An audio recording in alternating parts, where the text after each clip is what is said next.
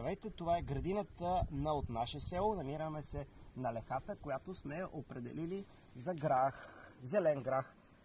Грахта я сеем в средата на месец февруари, тъй като тогава вече деня е достатъчно голям, почвата вече започва да се стопля и е време грахта да попадне в лехата. Това е разстоянието, на което съдим грахта, между 6-7 и максимум до 10-12 см отстояние между едно и друго грахово зърно, за да могат след това стъблата, като поникнат, едно друго да се подпират и да растат заедно нагоре. До 50-60-70 см стигат на височина граховите растения, а ако сложите нещо, което да ги придържа, като въже, сезал или тел, още по-добре, за да могат граховите шушулки да навискат отстрани.